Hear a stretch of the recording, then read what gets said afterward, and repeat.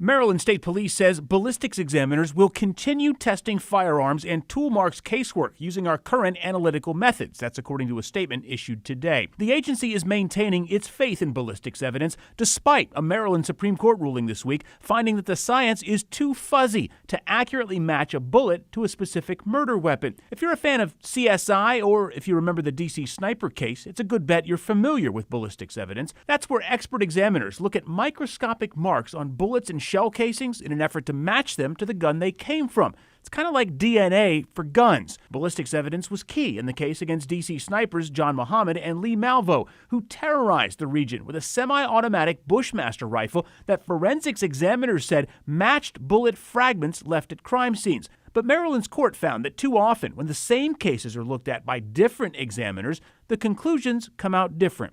The judges, by a 4-3 margin, said ballistics is not reliable enough for a conviction. They won't allow to say, okay, this bullet came from this particular gun. Stephen Howard is an attorney and forensic firearms expert who testifies in cases across the nation.